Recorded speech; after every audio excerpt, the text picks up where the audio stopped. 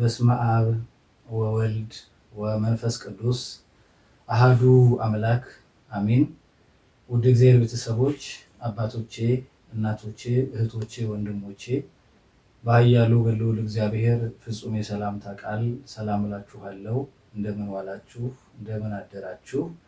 እንደምን ሰነበታችሁ? አሜን። አምላካችን እግዚአብሔር ፍጹም መጠበቅን እየጠበቀ ለዛሬዋ ዕለት ለዛሬዋ ቀን ስላደረሰን የአባቶቻችን አምላክ ቅዱስ እግዚአብሔር ስሙ ለዘላለም የተመሰገነ ይሁን። እናቱ እናታችን ወላዲተ ቃል ድንግል ማርያም፣ ቅዱሳን መላእክት፣ ቅዱሳን ጻድቃን ሰማዕታት፣ ቅዱሳን ሊቃውንት እንደየክብራቸው መጠን የተመሰገኑ የተከበሩ ይሁንልን። እንግዲህ አምላካችን እግዚአብሔር ወዶና ፈቅዶ ለአብይ ጾም 6ኛው ሳምንት ገብርኄር ስላደረሰን ስሙ ለዘላለም በድጋሚ የተመሰገነ ይሁን። የአብይ ጾም 6ኛው ሳምንት ገብርኄር ተብሎ ይጠራል። ገብርኄር ማለት ታማኝ አገልጋይ፣ በጎ አገልጋይ ማለት ነው። ይሄ ትርጉም የተወሰደው ከማቴዎስ ወንጌል ምዕራፍ 25 ከቁጥር 14 ጀምሮ እስከ 30 ድረስ ባለው ኃይለ ቃል የተወሰደ ነው። እንግዲህ እንደ እግዚአብሔር መልካም ፍቃድ እግዚአብሔር አምላክ በዚህ ዕለት በዚህ ቀን ታዲያ ምን ያስተምረናል ያልን እንደሆነ እንግዲህ በዚህ በማቴዎስ ወንጌል ምዕራፍ 25 ቁጥር 21 ላይ እንዲህ የሚል ኃይለ ቃል እናገኛለን። ታማኝ ባሪያ በሚል እንማማራለን ማለት ነው። ቃሉን የምናገኘው ቅድም እንዳልኳችሁ በማቴዎስ ወንጌል ምዕራፍ 25 ቁጥር 21 እና ቁጥር 23 ላይ ተደጋግሞ ተጽፎ እናገኘዋለን። ይህ ቅዱስ ቃል የአምላካችንና የመድኃኒታችን የኢየሱስ ክርስቶስ ቅዱስ ቃል ነው። ተናጋሪውም እርሱ ነው። የዚህ ቅዱስ ቃል ዘጋቢ ደግሞ ከአራቱ ወንጌላውያን መካከል አንዱ የሆነው ወንጌላዊ ቅዱስ ማቴዎስ የዘገበልን ኃይለ ቃል ነው። ይሄ ቅዱስ ቃል በዘመኑ ለሁለት ታማኝ ለሆኑ ባሪያዎች፣ ለሁለት ታማኝ ለሆኑ የጌታ አገልጋዮች፣ ለሁለት ታማኝ ለሆኑ ሁለት ሰዎች የተነገረ ቅዱስ ቃል ነው። ፍጻሜው ደግሞ እግዚአብሔር መክሊት ለሰጠን እንደው በጸጋው እንዲሁ በበረከት ላኖረን ባሪያውና በአምሳሉ ለፈጠረን ለኛ ለክርስቲያኖች የተነገረ ኃይለ ቃል ነው። የትምህርቱ መሰረታዊ ዓላማ ጸጋንን አውቆ መክሊትን አውቆ በትክክል የተጠቀመ ሰው እግዚአብሔር እንደሚወደውና እግዚአብሔር እንደሚያከብረው ደግሞም ገነት መንግስተ ሰማያትን እንደሚያወርሰው ማሳየት ሲሆን፣ በአንጻሩ ደግሞ በእግዚአብሔር ያልታመነ መክሊቱን የደበቀ መክሊቱን በትክክል ያልተወጣ ሰው ወደ ፍርድ እንደሚወርድ ወይ ደግሞ እግዚአብሔር እንደሚቀየመው እግዚአብሔር እንደሚጠላው ማሳየት ይሆናል። እንግዲህ ክብር ይግባውና አምላካችን መድኃኒታችን ኢየሱስ ክርስቶስ በመዋዕለ ሥጋዌው ወደዚህ ምድር መጥቶ ወንጌልን ባስተማረበት ዘመኑ ብዙ ትምህርቶቹን ያስተማረው በምሳሌ ነው እና በምሳሌ ሲያስተምር ይህም የዛሬው የገብርኄር ትምህርት የሚነግረን ጌታችን በምሳሌ ካስተማራቸው ብዙ ትምህርቶቹ መካከል አንዱ የምሳሌ ትምህርት ነው። ታሪኩ ሲጀምር እንዲህ ብሎ ይጀምራል። በዚህ በማቴዎስ ወንጌል ምዕራፍ 25 ከቁጥር 14 ጀምረን ስንመለከት አንድ ወደ ሌላ ሀገር የሚሄድ ሰው ባሮቹን ጠርቶ ያለውን ገንዘብ እንደሚሰጣቸው እንዲሁ ይሆናልና ይላል። ተመልከቱ። አንድ ባለጸጋ ሰው ነበረ አለን ጌታ በምሳሌ ሲያስተምር። ይሄ ባለጸጋ ሰው ወደ መንገድ ሲሄድ ባሮቹን ጠርቶ ገንዘቡን እንደሚሰጣቸው እንዲሁ ይሆናል አለና ደግሞ ይሄ ባለጸጋ ሰው እንግዲህ የሚሰጣቸው ገንዘቡን መክሊታቸውን የሚሰጣቸው እንደየችሎታቸው መጠን እንደየችሎታቸው ነው። ለአንዱ 5 ሰጠው ይላል። ለሁለተኛው ደግሞ 2 ሰጥቶ ለሶስተኛው 1 ሰጥቶ ዕለቱን ወዲያውኑ ተነስቶ ይሄ ባለጸጋ ሰው መንገዱን ሄደ ተጓዘ ይላል። ተጓዘ፣ መንገዱን ሰጥቶ ሄደ። እንግዲህ ተመልከቱ የእግዚአብሔር ቤተሰቦች፣ ይሄ ባለጸጋ በእውነቱ ቸር የሆነ ባለጸጋ ነው። ይሄ ባለጸጋ ለጋሽ የሆነ ባለጸጋ ሰው ነው። ቸር ስለሆነ እንደየአቅማቸው መጠን እንደየችሎታቸው መጠን ሊሰሩት እንደሚችሉት መጠን ሰጥቷቸው ሄደ ይላል። የተሰጣቸው መክሊት ይኸውላችሁ ለአንዱ 5፣ ለሁለተኛው ደግሞ 2፣ ለሶስተኛው 1 ነው። ይሄ የምሳሌ ትምህርት ነው። ተመልከቱ መተርጉማን አባቶቻችን እንደሚነግሩን ጌታችን መድኃኒታችን ኢየሱስ ክርስቶስ ይህንን ትምህርት በምሳሌ እያስተማረ ያለው የእግዚአብሔርን መንግስት ወይም መንግስተ ሰማያትን እንዲሁም ክርስትናችንን በመክሊት መስሎ እያስተማረ እንመለከተዋለን። በመክሊት መስሎ ሲያስተምር እንመለከተዋለን።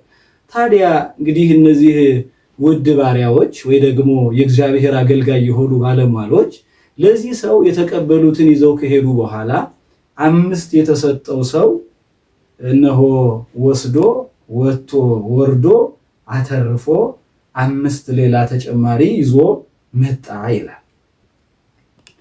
ሁለተኛው ደግሞ እንዲሁ የወሰደው ሁለተኛውን መክሊት የተቀበለው 2 ዲናር ከተቀበለ በኋላ ገንዘቡን ወጣ ወረደ፣ ለፋ፣ ደከመ። እንዲሁ ከሰራው ላይ ጌታው ወይ ደግሞ ያባለጸጋ ከሰጠው ገንዘቡ ላይ የተሰጠውን 2ቱንና ደግሞም ጨምሮ በርትቶ ስለሰራ ካገኘው ላይ 2 ተጨማሪ አድርጎ 4 ይዞ መጣ ይላል። ሶስተኛው ሰው የተሰጠው 1 ነው። 1 ተሰጥቶት ይዞ ሄደ ይላል። የወሰደውን ከመስራት ይልቅ አትርፎ ይዞ ከመምጣት ይልቅ በስንፍና የተመላ ስለነበረ አቅሙም ትንሽ ስለነበረ ወስዶ ምን አደረገው ይላል? ጉድጓድ ቆፍሮ ቀበረው ይላል። ጉድጓድ ቆፍሮ ቀበረው። ተመልከቱ ክርስቲያኖች፣ እንግዲህ እነዚህ የንጉሱ ባለሟሎች፣ እነዚህ ደግሞ የንጉሱ አገልጋዮች ይሄ ንጉስ የሰጣቸውን መክሊት ወስደው የተጠቀሙ አሉ፣ ያልተጠቀመም ደግሞ አለ። አሁን ይሄ ባለጸጋ እንደው ቸር ከመሆኑ የተነሳ የሰጠዋችሁን ገንዘቤን አምጡ ከማለት ይልቅ ምን ያህል እንደሰሩ ምን ያህል እንዳተረፉ ከብዙ ዘመን በኋላ ቆይቶ ሊያቸው ሊቆጣጠራቸው መጣ ይላል። ባሮቹንም ጠራቸው። ከጠራቸውም በኋላ ወደሱ ቀረቡ። ተመልከቱ እንግዲህ የተሰጣቸውን መክሊት በሙሉ ይዘው ተቀረቡ ይላል። አሁን በመጀመሪያ 5 የተሰጠው ነበረና 5 የወሰደው ወደ ጌታው ቀረበ። ወደ ጌታው ቀርቦ እንዲህ አለ፣ ጌታ ሆይ፣ መምህር ሆይ፣ እነሆ አንተ ቸር ለጋስ ስለሆንክ የሰጠኸኝን 5 መክሊት ተጠቅሜ የሰጠኸኝን 5 ዲናር ከተሰጠኝ ላይ ወስጄ ለፋው፣ ደከምኩኝ፣ ሰራው፣ እግዚአብሔርም አገዘኝ፣ ረዳኸኝ። ከዚህ የተነሳ ተጨማሪ 5 አትርፌ ጌታ ሆይ ይሄው፣ ንጉሥ ሆይ፣ ባለጸጋው ሆይ ይሄው 5 አትርፌ 10 አድርጌ ይዤ መጥቻለሁ አለ። እንዲሁ ደግሞ 2 የወሰደውም ወደ ጌታው ዘንድ ቀረበ ይላል። አሁን ከቀረበ በኋላ እንዲህ አለ፣ ይህም እንደ ታማኙ 5 እንዳተረፈው ባሪያ ጌታ ሆይ አንተ ደግ ባሪያ፣ ደግ ንጉሥ ስለሆንክ፣ ባለጸጋ ስለሆንክ፣ ጥሩ ሰው ስለሆንክ በሰጠኸኝ መክሊት በሰጠኸኝ ገንዘብ እነሆ ተጠቅሜ ወርጄ ለፍቼ ደክሜ እነሆ ካገኘሁት ላይ ተጨማሪ 2 አድርጌ ይዤ መጥቻለሁ አለ። ተመልከቱ እንግዲህ ክርስቲያኖች፣ እግዚአብሔር አምላክ ወይ ደግሞ ይሄ በባለጸጋ የተመሰለው ጌታ በሁለቱ በጣም ተደሰተ ይላል። በጣምም ደስ አለው። መጀመሪያውን 5 ያተረፈው ተጨማሪ 5 ይዞ ሲመጣ በርዕስነት የተጠቀምነውን ቃል ንጉሥ እንዲህ አላቸው ይላል፣ አንተ በጎ መልካም ታማኝ ባሪያ አለ። ይሄ ንጉሥ አንተ በጎ ታማኝ ባሪያ፣ መልካም ስራ ሰርተሃል፣ እኔ በትንሽ ሰጥህ አብዝተህ ዘመተሃል፣ በጥቂቱ ስለታመንክ እነሆ እኔ ደግሞ በብዙ እሾምሃለሁ አለው። ተመልከቱ፣ ደስ የሚል የምስጋና ቃል ጌታው ሰጣቸው ይላል። ዋጋቸው ይሄ ስለሆነ ምን የሚል? አንተ በጎ ታማኝ ባሪያ በትንሹ ስለታመንክ እኔ በብዙ ሾመሃለሁ አለ። ይሄ ባለጸጋ ተመልከቱ፣ በጣም ከፍ ያለ ጸጋ ያለው ከሁሉ በላይ ስለሆነ ደግሞም በብዙ ቦታ ላይ ሾመሃለሁ ካለ በኋላ በዚህ አላቆመም። መንግስቱን ጭምር ሊሰጣቸው አሰበና እንዲህ አለ ይላል፣ በል በጌታ ቀኝ በጌታ ደስታ ግባ አለው ይላል። አየው፣ በትክክል መክሊቱን ስለተጠቀመ የወሰደውን በትክክል አትርፎ ይዞ ስለመጣ ከመመስገኑም በተጨማሪ በጌታ ቀኝ በጌታ ደስታ እነሆ ግባ ብሎ አመሰግነው ይላል። ሁለተኛው ደግሞ እንዲሁ ወገኖች ክርስቲያኖች የመጀመሪያውን የሚመስል ነውና መልካም ሰርቷልና የወሰደውን 2 መክሊት ተጠቅሞ 2 አትርፎ ይዞ መጥቷልና ጌታ ሆይ አንተ 2 ሰጥተኸኝ ነበረ፣ ደግሞም እኔ 2 አትርፌ እነሆ ምናንህን ይዤ መጥቻለሁ። ከዚህ የተነሳ ይሄው ብሎ ገልጦ የተሰጠውን አሳየ ይላል። በዚህኛው በሁለተኛው ሰው ልክ እንደ መጀመሪያው 5 እንዳተረፈው በሁለተኛው ሰው ይሄ ባለጸጋ ንጉሥ ደስ አለውና እንዲህ አለ ይላል፣ አንተ በጎ ታማኝ ባሪያ አለው ይላል። ለዛ ነው እንግዲህ ገብርኄር ማለት ታማኝ አገልጋይ ታማኝ ባሪያ ማለት ነው። ይሄ ባለጸጋ ንጉሥ ጌታችን ኢየሱስ ክርስቶስ ነው። አንተ በጎ በጥቂቱ ስለታመንክ እነሆ እኔ ደግሞ በብዙ እሾምሃለሁ አለና ለሁለተኛውም እንዲህ አለው ይላል፣ ወደ ጌታ ደስታ ግባ አለው ይላል። ይኸው ወደ ጌታ ደስታ ምን በል ግባ አለው ይላል። አሁን ባለ አንዱን መክሊት የተቀበለውንም ወደ እሱ ቀረበ ይላል። እንግዲህ ተመልከቱ፣ አሁን እነዚህ ሁለቱን ታማኝ ባሪያዎች አላቸው ጌታችን መድኃኒታችን ኢየሱስ ክርስቶስ።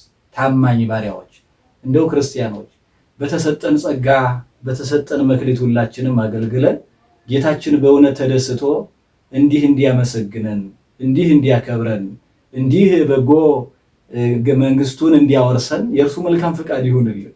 በተሰጣቸው መክሊት በትክክል በመጠቀማቸው ምክንያት 2ቱ ባሪያዎች 2ቱ የእግዚአብሔር አገልጋዮች ተመስግነዋል። መንግስቱንም ትወርሳላችሁ ተብለዋል።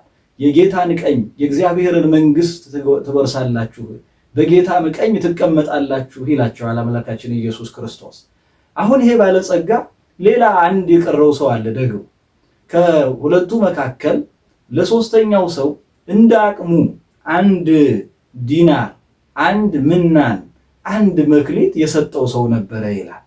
ይሄ ሰው ሕጉን ጠንቅቆ ያውቃል።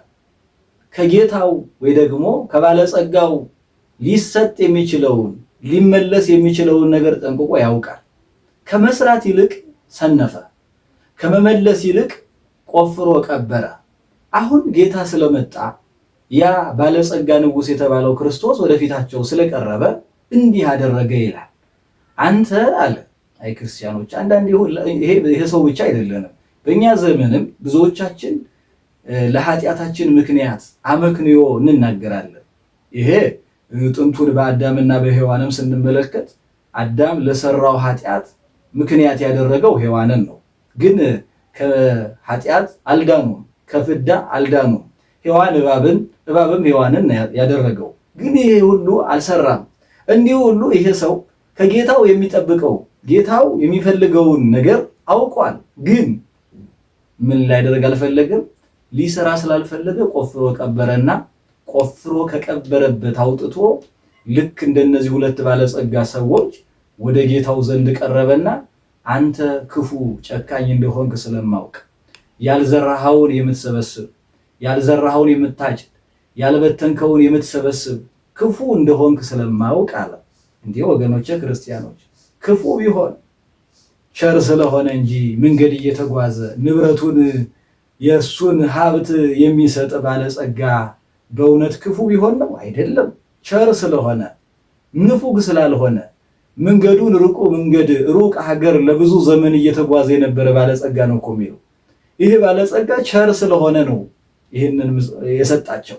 ግን ይሄ ሰው ምን አለ? በአንጻሩ ገልብጦ እንዲህ አለ፣ አንተ ክፉ ስለሆንክ በኋላ ታስጨንቀኛለህ ብዬ ስላሰብኩኝ እነሆ ምን አለ? ካልበተንህበት የምትሰበስብ ጨካኝ ሰው በመሆንህ አውቄያለሁ፣ ፈራሁኝ፣ ሂጄም መክሊቴን ቀበርኩት። ከዚህ የተነሳ አሁን ይዤልህ የመጣሁት መጀመሪያ የሰጠኸኝን ይህንን መክሊት ነው ብሎ ለጌታው ተናገረ ይላል። ጌታ በእውነት እንዳያዝንብን ወገኖች። ጌታም ይሄ ባለጸጋ ንጉሥም በጣም አዘነበት ይላል። በጣም አብዝቶ አዘነበት። በሚገርም ሁኔታ በጣም አብዝቶ አዘነበት ይላል። ምን ብሎ? አንተ ሀኬተኛ ባሪያ አለው። እነዚያን ባመሰገነበት አንደበቱ ይህን ሰው ዞር ብሎ እንዲህ አለው ጌታ፣ አንተ ሀኬተኛ ባሪያ፣ አንተ ደካማ ባሪያ፣ በውኑ እኔ ጨካኝ እንደሆንኩ እንዴት አወቅ? እኔ ካልዘራሁት የማጭድ ካልበተንኩት የምሰበስብ መሆኔን እንዴት አወቅ? ይሄ ያንተ የክፋትህ ብዛት ነው። እኔ ጨካኝ መሆኔን እንዴት አወቅ? እኔ ላልዘሩት ሁሉ ለሁሉም እንደየአቅሙ እንደየችሎታው መክሊት የምሰጥ እኔ አይደለሁምን? ብሎ ጌታችን መድኃኒታችን ኢየሱስ ክርስቶስ አዘነበት ይላል። አዘነበት። ክፉ በመስራቱ በትክክል ባለመወጣቱ ምክንያት አዘነበት ይላል። አዘነበት። አንተ ሀኬተኛ ባሪያ፣ የተሰጠህን መክሊት የደበቅ፣ የተሰጠህን መክሊት በትክክል ያልተወጣህ ብሎ ጌታችን መድኃኒታችን ኢየሱስ ክርስቶስ እንዳዘነበት ይነግረናል። እንግዲህ ይህ ትምህርት ምሳሌ ነው። ይኸው ባለጸጋ መንገደኛ ባለጸጋ የተባለው አምላካችን መድኃኒታችን ኢየሱስ ክርስቶስ ነው። እንደየአቅማቸው መክሊት ሰጣቸው የሚለው ጌታችን መድኃኒታችን ኢየሱስ ክርስቶስ ለሰው ልጆች ባሪያውና በአምሳሉ ለፈጠረ ለልጆቹ ለሁላችንም እንደየአቅማችን መጠን ጸጋ ሰጥቶናል፣ መክሊት ሰጥቶናል። እሱን የምናገለግልበትን መክሊት ለሁላችንም ሰጥቶናል። የሁሉም ሰው መክሊት እኩል አይደለም፣ ውጤቱ ግን አንድ ነው። ያ ውጤት የክርስቲያኖች ሁሉም ውጤት መጨረሻው የእግዚአብሔርን መንግስት መውረስ ነው። ለእግዚአብሔርን መንግስት ለመውረስ ደግሞ መንግስቱን የሚከለክል አምላክ ስላልሆነ ለሁሉም እኩል ይሰጣል። መክሊቱ ግን ለሁሉም ሰው የተለያየ ነው። ይሄ ሰው መልካም ባለማድረጉ ሌሎቹን ታማኝ ባሪያዎች፣ በጎ ባሪያዎች ብሎ ሁለቱን ሲያደንቅ፣ ይህንን ግን አንተ ሀኬተኛ ክፉ ባሪያ ብሎ ሲያዝንበትና ያለውን ቀምታችሁ 10 ላገኘው 5 ወስዶ 10 ላገኘው ተጨማሪ ሌላ 11ኛ አድርጋችሁ ስጡት ብሎ ቀምተው ሲሰጡት እንመለከታለን።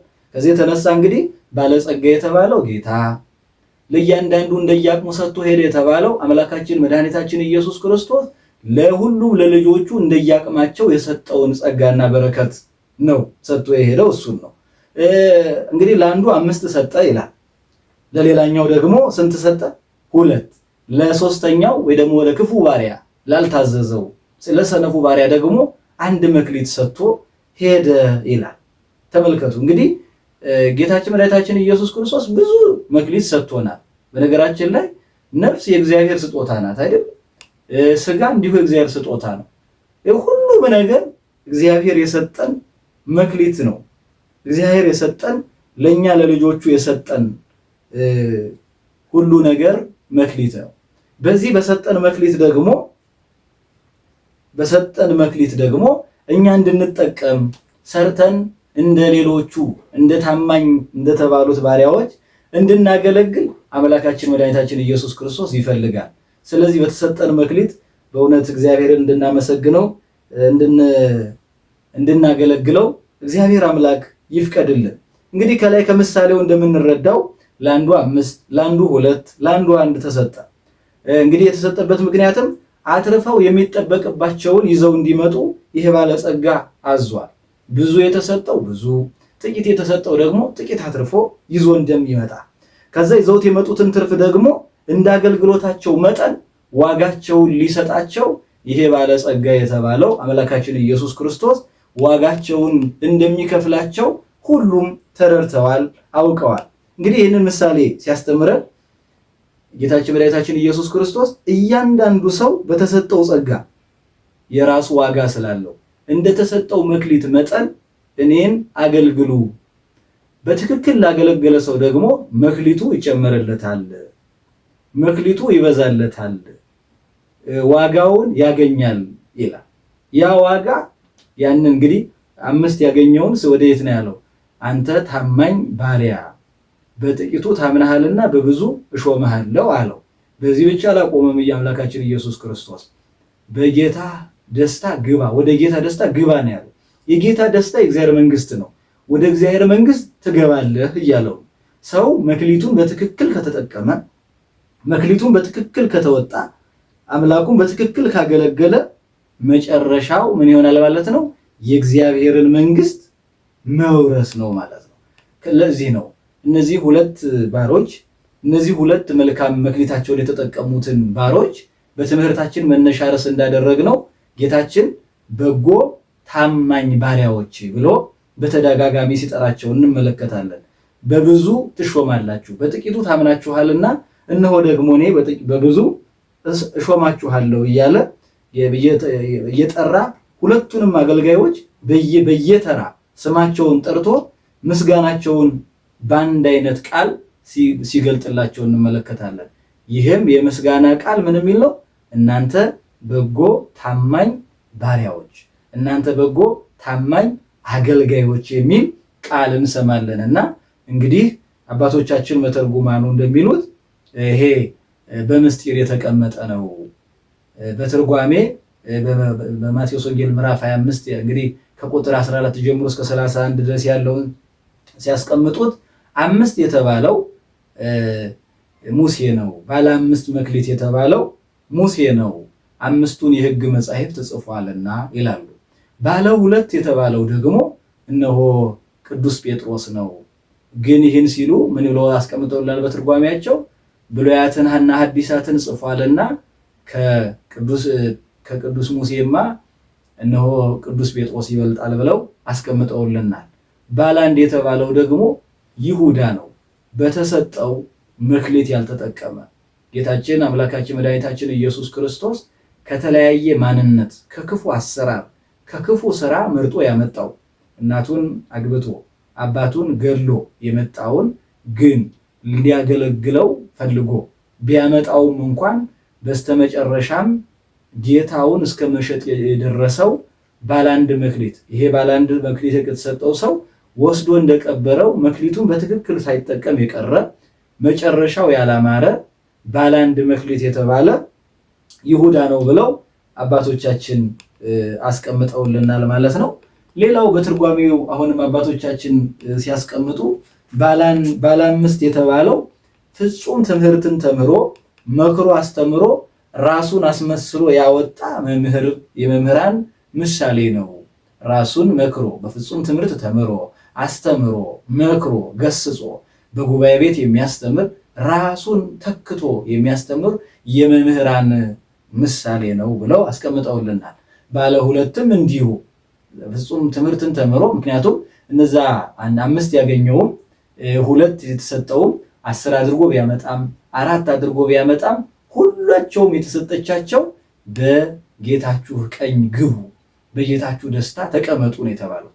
የእግዚአብሔርን መንግስት ትወርሳላችሁ ነው ያላቸው ጌታችን። እና መክሊታቸው የተለያየ ቢሆንም ጠንክረው ስለሰሩ፣ በጎ ስራ ስላደረጉ፣ መክሊታቸውን በትክክል ስለተወጡ ለሁሉም እኩል የምስጋና ቃል፣ እኩል የምስጋና መልስ በጌታ ዘንድ ሁለቱም ተመሰገኑ። ሁለቱም ደግሞ የጌታቸውን ቀኝ እንደሚወርሱ በጌታቸው ደስታ እንደሚገቡ ተናግሯል። ከዚህ የተነሳ ባለ 2 የተባለውም እንዲሁ ፍጹም ትምህርትን ተምሮ አስተምሮ ራሱን ተክቶ ያወጣ የመምህራን ምሳሌ ነው ብለው አስቀምጠውልናል። ለዚህ እንደ ምሳሌነት ሲያስቀምጡ ለምሳሌ ሐዋርያው ቅዱስ ጴጥሮስ ቀለሜንጦስን እንዳወጣው፣ ሐዋርያው ቅዱስ ጳውሎስ አስተምሮ ራሱን አስመስሎ እነሆ ቅዱስ ጢሞቴዎስን እንዳወጣው ማለት ነው ብለው አባቶቻችን አስተምረውናል። አባቶቻችን ሊቃውንቱ በምስጢር አስቀምጠውልናል። ባለ 1 የተባለው ደግሞ ተምሮ ሳያስተምር የቀረ ልክ እንደ ይሁዳ ጌታ 3 ዓመት ከ3 ወር ሐዋርያት ላይ ሲደክም እንግዲህ አብሮ ለይሁዳም ደክሟል። ሌሎቹ ወንጌልን ለማስፋፋት ሲሮጡ ያን ያልጣፈጠውን ዓለም ሲያጣፍጡ፣ በአንጻሩ ይሁዳ ግን በተማረው ትምህርት ሳይጠቀም በተማረው ትምህርት ሳያገለግል መክሊቱን ቀብሮ እንዲሁ ወድቆ ተዘርግፎ እንደሞተ ወንጌላዊ ማነው ሐዋርያት የማርቆስን ወንጌል የጻፈልን ቅዱስ ማርቆስ በሐዋርያት ሥራ ምዕራፍ 2 ላይ ዘግቦልን እንመለከታለን ማለት ነው። እንግዲህ ከዚህ የተነሳ እንግዲህ ባለጸጋ ወይ ደግሞ ጌታችን መድኃኒታችን ኢየሱስ ክርስቶስ ገብርኄር ታማኝ አገልጋይ በሚል እነዚህ ሁለቱን ሰዎች ሲያመሰግናቸው እንመለከታለን። እስኪ አሁን ወደኛ ሕይወት እንውሰደው። እነዚህ ለሶስቱም ባሪያዎቹ ምን ሰጥቷል? ይሄ ባለጸጋው አምላካችን ኢየሱስ ክርስቶስ ለሶስቱ ባሪያዎቹ መክሊትን እንደሰጠው ሁሉ ለኛም ለእያንዳንዳችን ለሁላችን መክሊት ሰጥቶናል። በሰጠን መክሊት እግዚአብሔርን ማገልገል፣ እግዚአብሔርን ፍቃዱን እየለመኑ እውነት መክሊቱን በትክክል ማውጣት ያስፈልጋል። በትክክል መክሊቱን የተጠቀመ ሰው ይጨመርለታል፣ ይመሰገናል። በኋላም የእግዚአብሔርን መንግስት የመንግስተ ሰማያትን ይወርሳል ማለት ነው። ስለዚህ በተሰጠን መክሊት ልናገለግል ይገባል። ቤተክርስቲያናችን አስተምህሮ እንግዲህ እንደምታውቁት ሁላችሁም አገልግሎት የሚጀምረው ከእግር ከማጠብ ነው። ለዛ ነው እኮ በማቴዎስ ወንጌል ምዕራፍ 26 ላይ በጽበተ እግር ጊዜ ጌታችን መድኃኒታችን ኢየሱስ ክርስቶስ ተመልከቱ ይዟቸው ሲዞር የነበሩትን ሐዋርያት ሲያስተምራቸው የነበሩትን ሐዋርያት እሱ አምላክ ሆኖ ሳለ እሱ ፈጥሯቸው ሳለ እሱ ጋር ዝቅ ብለው እግሩን ሊያጥቡት ሲገባ እሱ ግን ትህትናን ለማስተማር አገልግሎትን በትክክል መፈጸም እንዴት እንደሚቻል ለማሳየት አገልግሎት የሚጀምረው ከእግር ከማጠብ ነው ብሎ ለማሳየት ምን አደረገ ይላል? ዝቅ ብሎ የደቀ መዛሙርቱን እግር አጠበ ይላል። ዝቅ ብሎ የደቀ መዛሙርቱን እግር አጠበ። እንደውም ለዚያ እኮ ነው የጌታ ወዳጅ ቅዱስ ጴጥሮስ እንደምታውቁት ጌታ ሆይ ኧረ አይሆንም፣ አንተ እንዴት ዝቅ ትላለህ? እንደው ዓለም ሁሉ የሚሰግድልህ ለትውልድ ሁሉ የሚንበረከክልህ ጌታ በፊታችን ዝቅ ብለህ በፍታህን አስረህ ዝቅ ብለህ በፊታችን እንዴት ብለህ እኛን እግር ታጥባለህ? እኔ ከቶ ይሄን አላደርገውም እስከ ማለት ደርሶ ነበረ። ጌታ ምን አለው? እኔ እስከ ዓለም ፍጻሜ ከእናንተ ጋር ነኝ። እኔ ዝቅ ብዬ እንዳደረግኩኝ እናንተ ደግሞ እንዲሁ ለወንድሞቻችሁ አድርጉ። እስከ ዓለም ፍጻሜ ድረስ እንዲሁ እያደረጋችሁ እናንተ ደግሞ ኑሩ።